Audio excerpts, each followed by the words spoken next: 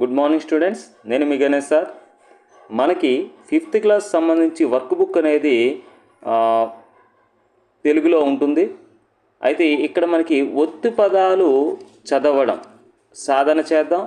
అభ్యాస పత్రం 1 బోధనాంశం ఏంటంటే బా కింద బావొత్తు నుండి లా కింద అలా కింద లావొత్తు వరకు ఒత్తుల పరిచయం. అంటే ఒక హల్లు కింద అదే హల్లు ఉంటే దాన్ని ద్విత్వాక్షరం అంటారు. ద్విత్వాక్షరం.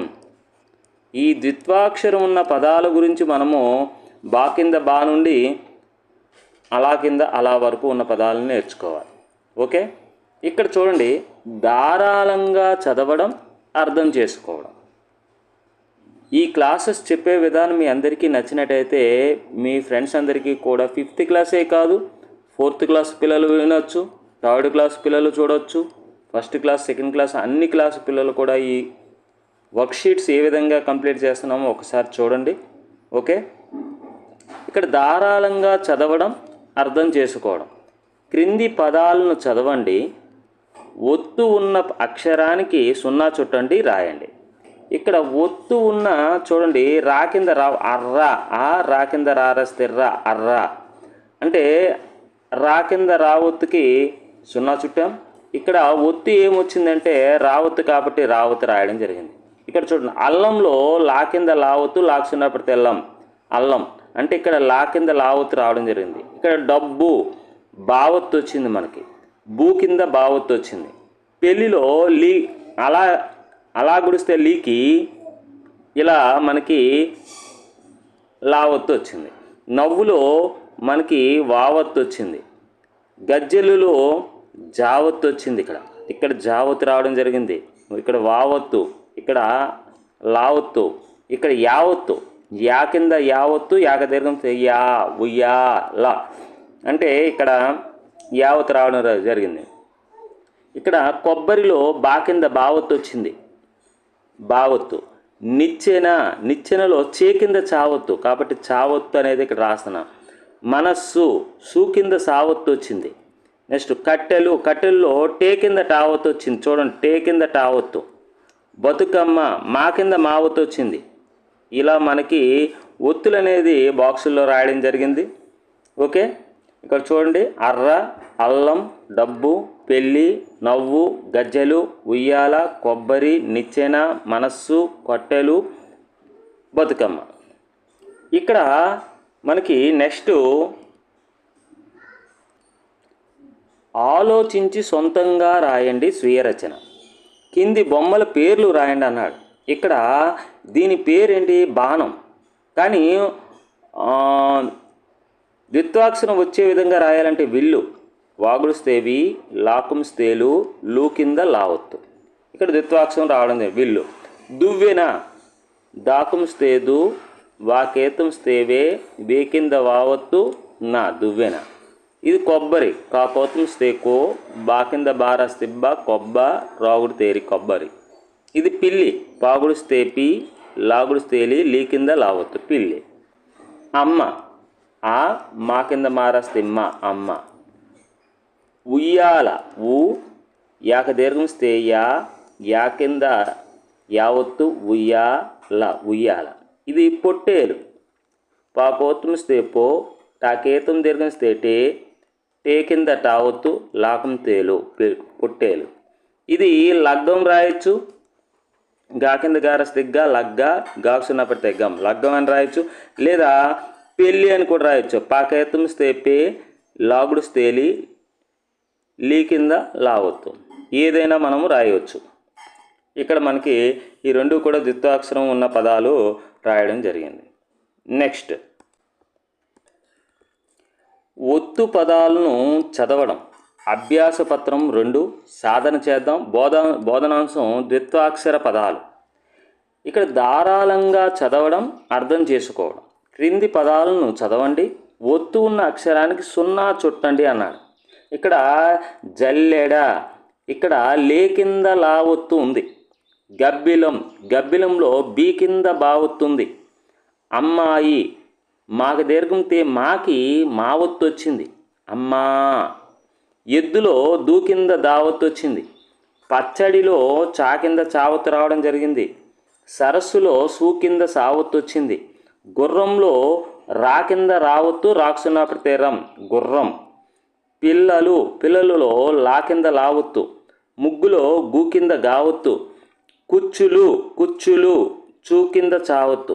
ఈ విధంగా మనకి ఒత్తు ఉన్న అక్షరానికి సున్నా చుట్టమన్నాడు. చూడండి, లే కింద లావత్తు, బి కింద బావత్తు, మాకు దీర్ఘంతే మా కింద మావత్తు, దూ కింద దావత్తు, చా కింద చావత్తు, సూ కింద సావత్తు, రా కింద రావత్తు, లా కింద లావత్తు, గు కింద గావత్తు, చూ కింద చావత్తు.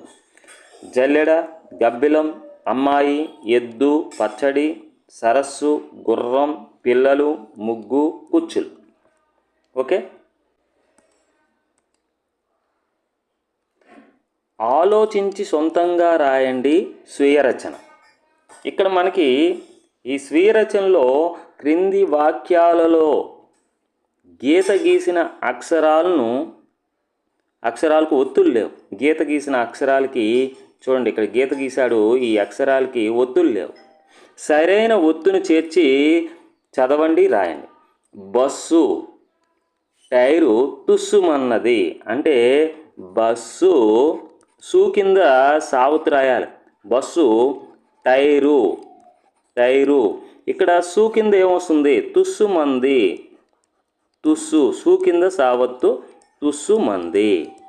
అంటే మనము సూ కింద సావత్తు పెట్టాం, ఇక్కడ సూ కింద సావత్తు పెట్టడం జరిగింది. అక్క నిచ్చెన తెచ్చింది అనుసుంది. నిచ్చెన చే కింద చావత్తు, తెచ్చింది చే కింద చావత్తు. అక్క నిచ్చెన తెచ్చింది ఇలా రాయాలి. అక్కడ అండర్లైన్ చేసిన పదాల గురించే మాట్లాడమన్నాం. చూడండి, భుజి కాళ్ళకు గజలు అంటే ఇక్కడ జీ కింద జావత్తు పెట్టాలి బుజ్జి. గజ్జెలులో జే కింద జావత్తు పెట్టాలి. అంటే బుజ్జి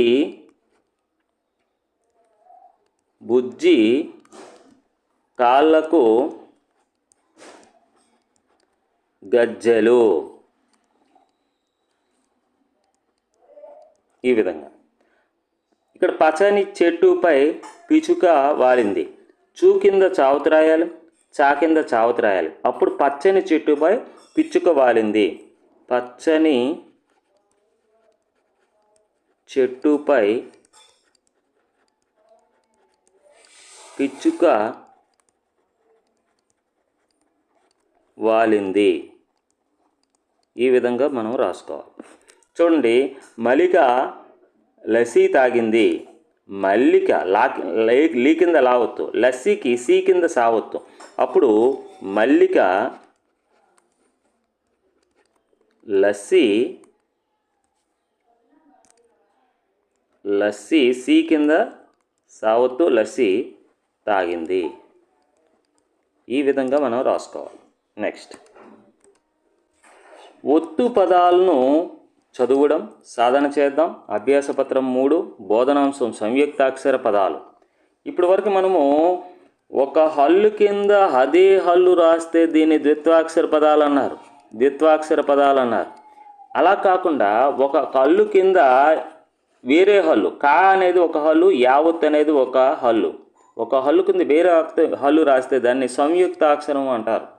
మరి ఈ సంయుక్తాక్షర పదాలు 0 చుట్టమంటున్నాడు. క్రింది పదాలను చదవండి, సంయుక్తాక్షరానికి 0 చుట్టండి అన్నాడు. సా కింద పావత్తు, స్పందనలో సా కింద పావత్తు. సా అనేది ఒక హల్లు, పావత్తు అనేది ఇంకొక హల్లు. అందుకే ఇది సంయుక్తాక్షర పదం. కల్పితం, లీ కింద పావత్తు. ఇక్కడ లీ అనేది ఒక హల్లు, పా అనేది ఒక హల్లు. అందుకే ఇది సంయుక్తాక్షరం ఉన్న పదం అవుతుంది. నేర్పు, రూ కింద పావత్తు వచ్చింది. కళ్యాణంలో అలాకి దీర్ఘం స్థిలా, యా కింద యావత్తు. ఇదొక హల్లు, ఇదొక హల్లు. న్యాయవాదిలో నాకు దీర్ఘం తేనా, నా కింద యావత్తు. ఒక హల్లు కింద వేరే ఒక హల్లు ఒత్తుగా రావడం. వాయిద్యంలో దా కింద యావత్తు, దా అనేది ఒక హల్లు, యావత్తు అనేది ఒక హల్లు. రక్తంలో కా ఒక హల్లు, కా కింద తావొత్తు అనేది వేరొక హల్లు రక్తం. నెక్స్ట్ ముత్యంలో తా కింద యావత్తు, తా అనేది ఒక హల్లు, యావత్తు అనేది ఒక హల్లు. ఆరోగ్యంలో గా కింద యావత్తు, ఐక్యతలో కా కింద యావత్తు, ఇక్కడ దా కింద పద్మ, దా కింద మావత్తు. నెక్స్ట్ ఇడ్లీలో డి కింద లావత్తు, సంక్రాంతిలో కాక దిగుంతే కాకి రావత్తు. ఈ విధంగా మనకి ఒక హల్లు కింద వేరొక హల్లు ఉంటే దాన్ని సంయుక్తాక్షర పదాలు అంటారు. వాటిని ఐడెంటిఫై చేసి 0 చుట్టడం జరిగింది. ఇగో అలా కింద యావత్తు, రూ కింద పావత్తు, కాక దీర్ఘంతే కా కింద రావత్తు, గుడి దీర్ఘిస్తే డి కింద లావత్తు. ఓకే, ఈ పదాలు చదవాలి. ఆ సంయుక్తాక్షరం ఎక్కడుందో 0 చుట్టాలి. సంయుక్తాక్షరం అంటే ఏంటంటే ఒక హల్లు కింద వేరొక హల్లు అనేది రావడం జరుగుతుంది ఒత్తుగా. ఇక్కడ చూడండి, క్రింది ఖాళీలను సరైన పదాలతో పూరించండి. చార్మినారు, ఉర్దూ, నాట్యం, ఆరోగ్యమే, ధైర్యం. ఈ పదాలు ఈ 5 కూడా మనకి రావడం జరుగుతుంది. శరణ్య డాష్ బాగా చేసింది. ఏం చేసిందంటే నాట్యం. నాకు తిరిగితే నా, టా కింద యావత్తు, నాట్య, 0 పెడితే ట్యం, నాట్యం. పద్మ డాష్ చదవగలదు, ఉర్దూ చదవగలదు. రాకు కొమ్ము దీర్ఘిస్తే రూ కింద దావత్తు, ఉర్దూ. డాష్ హైదరాబాదులో ఉన్నది, చార్మినార్, చాక దీర్ఘంతే చా, రాగుడిస్తే రీ కింద మావత్తు, చార్మి, నాకు దీర్ఘంతే నా, రాకుంతేరు, చార్మినార్. ఆపద సమయంలో డాష్ బాగా ఉండవలను, ధైర్యంగా ఉండవలను. ఆపద సమయంలో ధైర్యం, దాకేతం కింద అయితే దై, రా కింద యావత్తు, ధైర్య, రాకు 0 పెడితే రం, ధైర్యం. డాష్ మహాభాగ్యం, ఆరోగ్యమే, రాకోతం తిరిగిస్తే రో, ఆరో, గా కింద యావత్తు, ఆరోగ్య, మా గీతం దీర్ఘిస్తే మే, ఆరోగ్యమే, మహాభాగ్యం. ఆలోచించి సొంతంగా రాయండి స్వీయ రచన. క్రింది గల్లులోని అక్షరాలను సంయుక్తాక్షర పదాలు రాయండి అన్నాడు. చూడండి, పా, రా కింద వారాస్తిర్వ, పర్వ, తాకు 0 పెడితే తం, పర్వతం. పా, రా కింద వారాస్తిర్వ, తాకు 0 పెడితే తం, పర్వతం. ఇక్కడ రా కింద వావత్తు అనేది సంయుక్తాక్షరం. ఈ సంయుక్తాక్షరం ఉన్న పదం అనేది ఇక్కడ రాయడం జరిగింది. గా, రా కింద వావత్తు, గర్వ, 0 పెడితే వం, గర్వం. అదేవిధంగా మనకి పా, దా కింద మారాస్తే ద్మ, పద్మ. పా, దా కింద మారాస్తే ద్మ, పద్మ. ఈ విధంగా మనకి నెక్స్ట్ గర్జన, గ, రా కింద జారాస్తే జ, గర్జ, నా, గర్జన. ఓకే, ఈ విధంగా మనం 4 పదాలు రాయడం జరిగింది. ఇంకా రాయవచ్చు. గర్వం, ఆర్జన, రా కింద జారాస్తే జ, ఆర్జ, నా, ఆర్జన. ఇంకా మనం పర్వం కూడా రాయచ్చు. పా, రా కింద రావత్తు, రా కింద వావత్తు, రాకు 0 పెడితే రం, పర్వం. ఇక్కడ వన్యం, వా, నా కింద నాయత్తు, వన్యం కూడా రాయచ్చు. వా, నా కింద యావత్తు, నాకు 0 పెడతానం, వన్యం. ఈ విధంగా మనకు చాలా పదాలు రాయవచ్చు. దాదాపుగా మనం 7 పదాలు రాయడం జరిగింది. ఇదే విధంగా మన యొక్క క్లాసులను కంటిన్యూ చేయడం జరుగుతుంది, వర్క్షీట్స్. అదేవిధంగా 5th క్లాస్ 6th క్లాస్ పిల్లలకు ఆర్ఎంఎస్కి కానీ, నవోదయకి కానీ, సైనిక్ స్కూల్కి కానీ ఉపయోగపడే రీతిలో మ్యాథ్స్ సంబంధించి క్లాసెస్ కూడా మన యొక్క యూట్యూబ్ ఛానల్లో నిర్వహించడం జరుగుతుంది. ఈ విషయాన్ని అందరి పిల్లలు కూడా గమనించండి. ఓకే, నెక్స్ట్ క్లాసులో కలుసుకుందాం. Thank you.